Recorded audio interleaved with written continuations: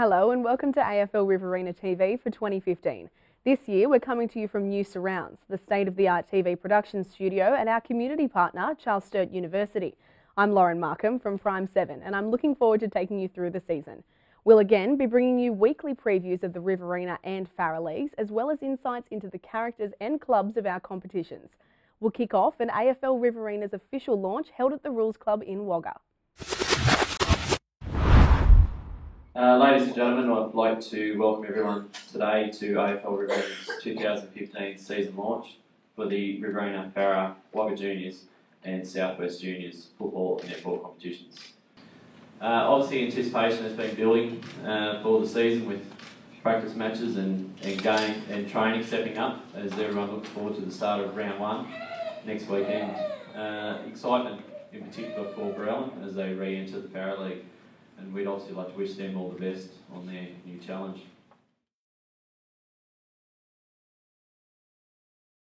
Pre-season's been excellent. It's been really strong. We've had a couple of trial games and I've noticed that the club's improving with every game and we're looking strong so far.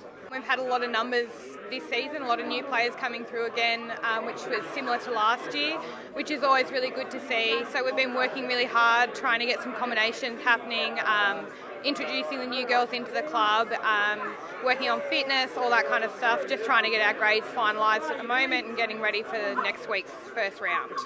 You talked about an influx of new players. Who's impressed you the most in the off-season? We've had a lot of new young girls coming through, so we've got a few players that have come from Wagga Netball, Holly Guthrie and Flynn Hogg. They're only young girls, they play Wagga reps, both shooters, but they're fit, young, very keen to learn, and I think they'll go a long way this season coming into the RFL. It's a different competition, it's a lot more muscle involved, stronger physically, so I think it'll be a test for them, but I think they'll really rise to the challenge. Oh, well, it's been a challenge, but we've got a lot of new players this season as well as existing ones, so it's been really good to see them bring it a new level to it. Sam Creasy, actually, she's a good round court player and she's definitely moving up, so she's been doing a lot of stuff with the academy as well, and really impressive player to watch. Finals, is that an option for this year? You set your goals? Yeah, we're looking really strong across the board as a club, from C grade all the way up to A. I'm really hopeful and optimistic that all 4 grades will make finals and possibly even go the whole way. It's not a question at all, we will definitely be in the finals. Well, obviously you want to finish in the finals, but I think this year, because we've had so many girls, just to kind of work what the teams are, try and build up from there. Yeah, we've had a few that have impressed us, the very high standard of the netball. Tess Godby, she's probably one of the best improvers that I've seen come to the club, and she'll be a big improvement to our centre court. I think we've had a few new sort of top end players that have come in, Kelly Davey and Jess Skinner, and they've sort of really brought a different dynamic to the club, which has been fantastic.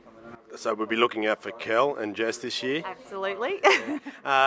Finals, is that an equation for this year? You talk targets? Yep, absolutely. That's one of our goals. Definitely trying to finish in that top 3. We finished third last year, so we're hoping to improve on that. Definitely, I think that our goal is to go one better and take out the premiership. After last year, I think, and the way we've started off this year, I don't think there's too many comparisons of the team last year, which has been good. I think from the squad was sort of picked, I think for first grade there's only about 4 or 5 in it, so it's a completely new slate. So we're just looking at coming into the season, seeing how it goes. I don't quite know myself how it's going to go. So we're just hoping for success like any team, and to see how it goes. Well, it's completely different to last year. With last year we had a fair few blokes leave and go and play other leagues, but now that they're back, there's a number of players that have just been going really. I couldn't fault training. It's been a really enjoyable pre-season, and to not make finals last year, she's a different vibe around the club, and the club doesn't want that to happen again. Our systems and our structures haven't changed greatly. We've sort of kept all our players, and we've added a ruckman and a midfielder, which is what we wanted to add at the end of the year. So we didn't need to change too much. We just had to get better at what we did. And we'll find out if we've done that, I suppose. Footy's all about running now. She's not that slow tactic footy anymore and tackling. It's all about run, so that's what I'm trying to bring out to the Jets, so hopefully we can show it round 1. Probably just our young boys coming up. We've got a really good, our 17s are back up and running this year, and just the few of those boys have really impressed. And then a few of our recruits as well, the Cunningham boys and Josh Hagar, absolutely flying, and then Cal Gardner from our existing list is trying to match them as well. Yeah, obviously Andy Carey from Albury and Tommy Yates premiership players at Albury Tigers, and you can tell that they've played a high standard, and they've been really good for the club. It's sort of been good. We've got a lot of new people. I think there's close to 30-35 new people to the club, which has been awesome. So everyone's sort of impressed me like that. But I say Isaac Roebuck. He's come over from rugby, and he's picking up the game really well. And I think he's going to be fairly exciting during the year. Just his tackling and his pressure's been good. I'd say someone like a Brock Argus, I've been really impressed with in the pre-season. Brock was travelling overseas at this time last year, so he didn't have an ideal preparation to the season. But he's a really smart footballer and a really intelligent young lad. He tries his best, mate, to make us think otherwise often. But he's had a great pre-season, and I'm really looking forward to him enjoying his footy and playing pretty well. I think Brad Moy coming from Temora, a bit of a different game plan we're going to play him with. I think he'll be pretty dangerous this year. Brad Moy and maybe Jack, like my younger brother Jack, I think he's in for a big year. He's had a couple of good trial games, so hopefully he plays all right. Finals is what we all play football for, to get that ultimate trophy at the end of the day. But yeah, we are, as a club, as a team, pushing to get ourselves up the ladder and into finals contention. With the new recruits, hopefully, we can take that big step to get to finals footy. Yeah, the boys are still confident.